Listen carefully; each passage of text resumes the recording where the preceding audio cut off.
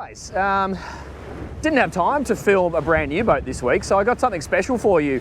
If those of you who don't already know, I fund this channel with my boat brokerage. So today, I've been spending the last 2 days actually over here in Western Australia on a beautiful Fjord 40. So if you don't know anything about the Fjords, I'll leave a link coming up on the screen now to the 53XL, which I've recently tested in France. And then I can put another link down in the description below to the 38, which I tested earlier this year. These boats are the meaning of sick med day boats, and they're also perfect for Australia. So guys, welcome to WA, Rottnest Island. And today I'm on a Fjord 40 Open. This is a boat that gives you more deck space than most 50 plus foot traditional boats. You know, when you think Riviera, Maritimo style of boats, this is all deck. This is all entertainment, and this is quite possibly the best setup day boat for Australian conditions. And I'm going to show you why in the video. So Dan Jones is my name. Welcome to the Boat Brokerage. This is the walkthrough. We are doing a test drive on this boat a little bit later, so keep watching if you're interested. Let's go straight to the back of the boat. How good is this location, by the way? And we deliberately came here so you guys can see what's possible on a style of boat like this. So I hope you're enjoying it. I hope you enjoy some of my shots from the paddleboard. I'm not allowed to fly the drone here, so had to get a little bit creative on that one. But here we are at the Transom. So this boat here has got a fully customized transom for Australian conditions. We have a super awesome swim ladder just here. So that goes right down into the water, the multiple steps there, really good grab handles. That was fitted in Australia, and that is ideal for getting anyone out of the water. It's even got little soft rubberized steps. Got the prawns on the barbie. So obviously have the gas barbie here. It's got its own black mounting, as you can see on the transom, and then the rest of the boat is open for boarding people on and off and jumping in the water. So full teak decks, all under this wonderful shade, which I'm going to get to in a second. I've got some opening kid and doggy doors on either side. They just lift up, and then you can slot them back in their slots just there to enclose or close off the back of the boat, so to speak. Moving forward, we do see the hinges. That gets us into the engine bay. We're going to talk about that towards the end of the video. But these Fjords, they're all entertainment. So this is what you do on a boat like this. And this roof is what it's all about. So this particular owner bought this boat from me many years ago in Sydney, and he Australianised it. And I think, well, I know this is where the day boat, super big day boat market is going, because the latest Fjord 53XL, which I've tested in my Dan's Boat Life channel, has a roof like this. So people are understanding that they want to have access to the ocean. They want to have lots and lots of entertainment space, but it's essential to have protection from the weather. So that's what this gives you. It's fully customized. It's very, very stylish, and it's just possibly the best addition that I've seen on a Fjord 40 ever. But let's get to the heart of the boat. This is where you hang out. So this is a multi-functional seating area. So these seats, they will fold so that you can all face forward. You can face this one the other direction, so you can face aft, and you can also drop this table down and insert cushions and turn it into a ginormous day bed. But in the middle here, got this polished timber lunch table. So that's really nice. We've got drink holders in the middle, stainless steel hinges, and you've got the grab holds just there. If we just focus on the starboard side, making our way forward, essentially this would be for your shore power cable, but there's also some storage in there. We've got courtesy lights all the way up the side of the boat. I've got the JL audio stereo system here. This is operation for the hatch lift up and down. This is a stereo, fusion stereo remote control, so to speak. There is storage underneath both of these central seats just here, and on the other side we've got our shore power connection. We've got boat hook just there, and then we have more storage and fender holders as we make our way up the midships. So on both sides we've got these subwoofers there and there. Well, they look like subwoofers. They're decent speakers as far as I'm concerned. And then you move from, so just make sure you got all this in shot, Mitch. You move from this social lounging area where you basically spend your whole day to what's possibly the heart of the boat. So come and get this in shot, Mitch. This is just where you prepare your lunches, quite clearly. So everything is set up. It's you know, an al fresco dining situation. And just taking ourselves from starboard to port, we've got a deep stainless steel sink that's got hot and cold storage in here. We did have, the original setup would have been cooking just here, but clearly it's a lot better for our environment to do cooking out the back on the barbie. So this is now a prep station. So that's really handy. Just in here, you've got all your drawers for your cutlery, barbecue utensils, etc. And over here is the fridge. Cutting board is just accessible from here. So from the heart of the boat, you move to the helm. So Mitch, why don't you move up here and just get all this in shot? These boats are a lot of fun to drive. So it's much more of a driver's boat, and with the setup on something like this with the IPS drives, it can be a solo operated boat. So you can actually maneuver this boat sideways in alongside a dock to pick people up from a fixed dock or from another boat, and then also picking them up from the transom. It's all very, very doable with the joystick. So what do we have here? We've got the Simrad flat screen display here. We've got our engine analog gauges just here. We've got all of our boat systems, so mooring light, cockpit light, anchor light, nav light, engine room light, deck lights, star lights, floodlight, bow floodlight, horn, and then our two, that looks like trim tabs just there. We've got the joystick just here, electronic throttles just here, trim tabs just here. This is the Volvo Penta diagnostics display here. This is the main Fusion head unit located just here, and this is our VHF, that's a Simrad. With these little bars just here are actually a nice footrest, but you can also get yourself up a little bit higher if you need to. And just pay attention to these seats, just get these seats in shot.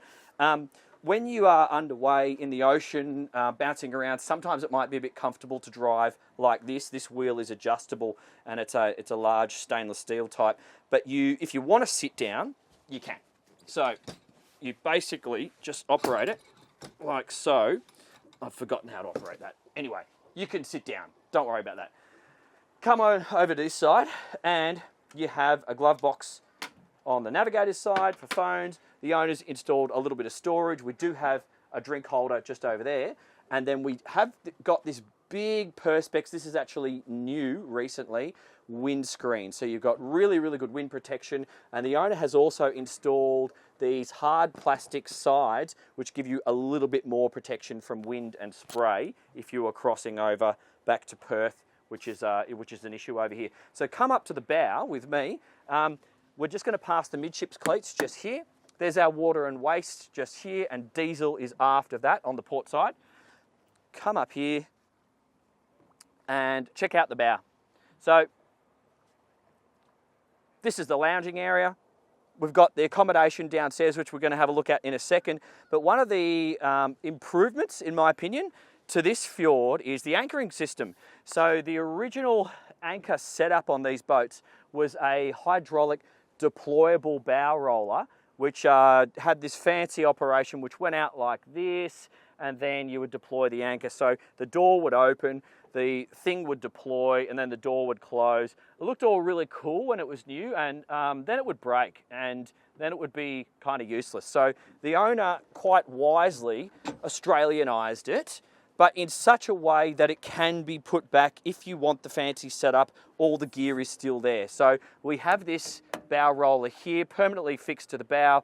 We have upgraded stainless steel chain and a stainless steel anchor, and it's permanently fixed here. So all you do is manually open this one. There's your control there. Deploy. We've even got a snubber just down there to take the load off the chain and sit on the snubber, and it's a much, much easier and really incredibly reliable compared to the earlier ways that the Fjord system was deployed.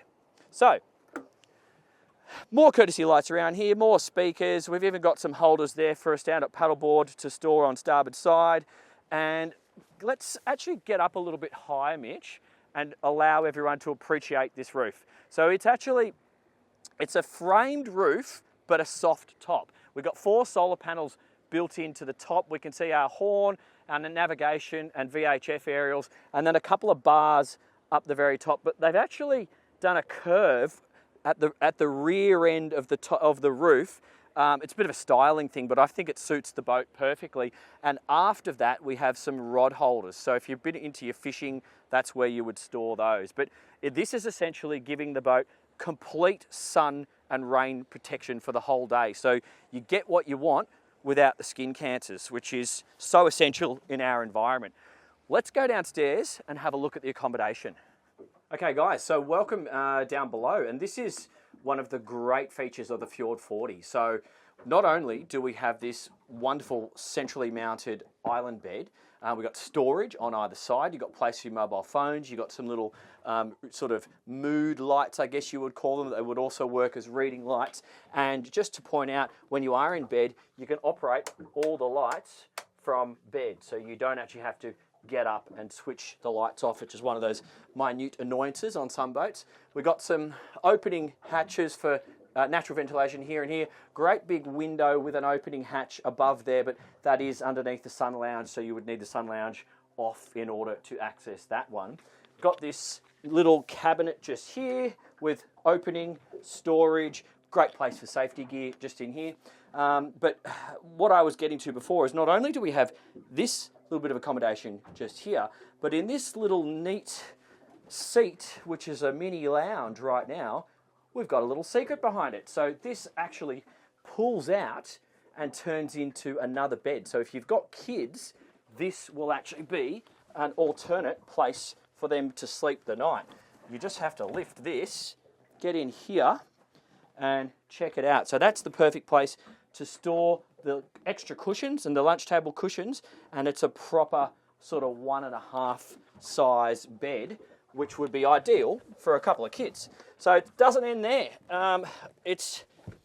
You obviously need a toilet, so maybe you come around and sit on the seat there, just Mitch, and show people. We've got a couple of hooks there for your beach towels, but we've got a proper toilet compartment. So this is a stand-up toilet with a rain head shower. So we have our custom installed rain head shower or proper shower at the back of the boat, but we have another one just here. We've got an electric toilet with a holding tank. The owners have actually upgraded the finish. This all just used to be timber, but they've modernised it a little bit with this black finish. This is storage in here. All of these open as well. You've got some natural ventilation through frosted glass just here, and a lovely vanity, which with a little, this is the pull-out shower just here, but that's the tap, and then you've got a proper mirror just there, which also opens to give you access to more storage behind. So, it's not just a one-night style of boat. You really could do a few if you wish.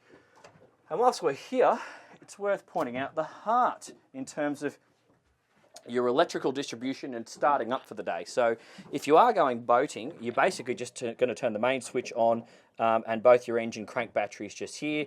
You've got a little bit of storage ledge just here for keys and mobile phones. You've got a USB just there.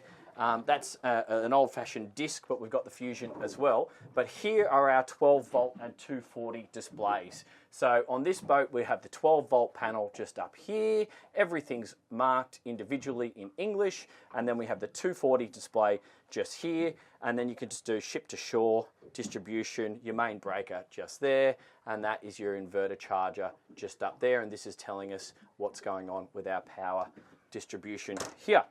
Some more hooks which have been locally mounted for all your wet weather gear and towels, and you have some more light switches just here at the door.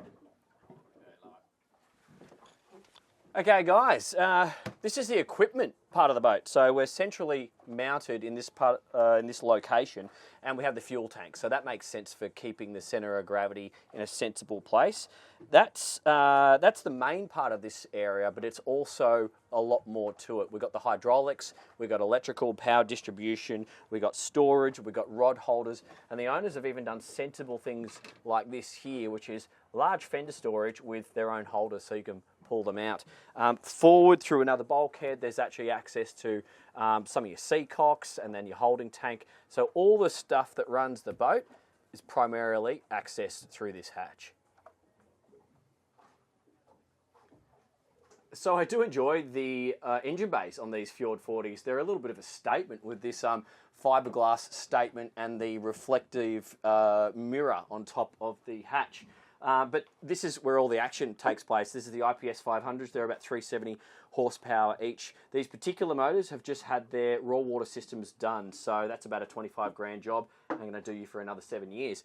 But because the diesel tank is centrally mounted forward, we have quite an accessible engine bay. So these are really, really usable engine bays from a mechanic's perspective.